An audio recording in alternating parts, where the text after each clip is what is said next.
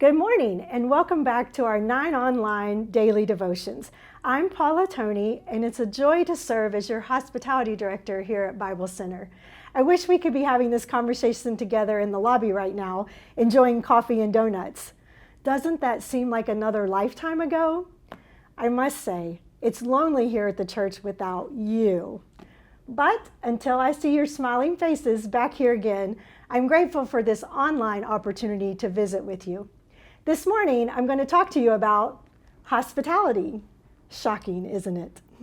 Many times, the mention of hospitality conjures up the image of Martha Stewart with the beautiful centerpiece on a table where the food spread looks like a work of art. Let's be honest, very few of us can practice that kind of hospitality when life is at its best. Fortunately, biblical hospitality looks nothing like that, and it's something all of us can do, even if it's not your gift.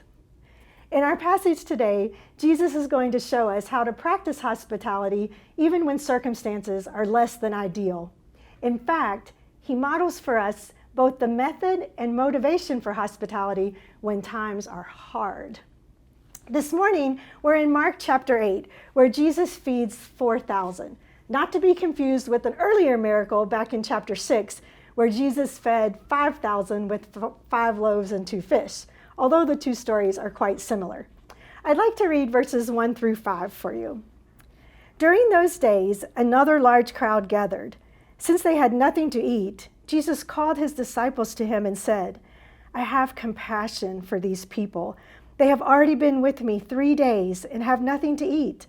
If I send them home hungry, they will collapse on the way because some of them have come a long distance."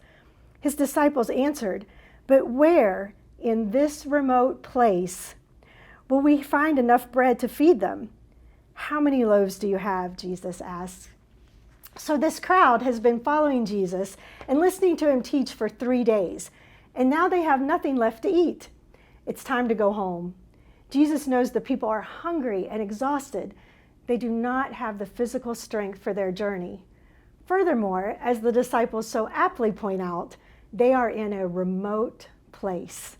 Some translations even call it a desolate or isolated place. Can anyone relate to being in an isolated place right now? The situation described here is not a 3-day conference with all the comforts of home. I imagine the crowd is experiencing some of the same emotions that we have been lately. I love that the Bible tells us that Jesus not only understood their situation, but he also is moved to do something about it. In verse 2, Jesus says to his disciples, "I feel compassion for these people. How much bread do you have?" The people have a practical need for food. Jesus doesn't just say to his disciples, "Let's just send them on home and hope for the best." His response is quite the opposite. He feels compassion for them and has a plan to meet their need. Hospitality is always motivated by compassion, especially when times are hard. Compassion, by definition, is sympathetic concern for the sufferings or misfortunes of others with a desire to alleviate it. Compassion motivates people to go out of their way to help the physical or emotional pains of another. It literally means co-suffering or to suffer together. Compassion differs from sympathy in that it moves beyond just a feeling of concern to an action of care. It's the motivation to help alleviate and even prevent the suffering of others. So Jesus, motivated by compassion, instructs the people to sit on the ground and commences one of the largest church picnics ever. Notice he thanks God for 7 loaves of bread. Verse 7 says, they had a few small fish as well. He gave thanks for them also and told the disciples to distribute them. The food the disciples had was quite small for such a huge need. So small, in fact, that if I had been in their shoes, I probably would have thought, really? With so many hungry people, what difference will this meager little amount possibly make? But placed in the hands of Jesus, it became more than enough. For the whole crowd, 4,000 strong, ate until they were satisfied, and then there was even enough left over to fill 7 large baskets. So here we see Jesus' method for hospitality in hard times. Thank God for what you have and share it. Even if you feel like what you have is small and insignificant, like the few small fish, thank God for what you have and share it with others. One of my favorite definitions of hospitality comes from a surprising source.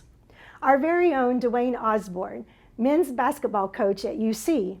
He teaches hospitality as one of their team's core values, and I couldn't be prouder. Coach Dwayne says, hospitality is not what you have, it's what you offer. Simple but profound, isn't it? You see, I could have 2 chocolate chip cookies in my hand, but unless I offer you one, I'm not being very hospitable, right? Hospitality is not what you have, it's what you offer. And I have found that when I offer the love of Jesus through simple acts of hospitality, He multiplies it.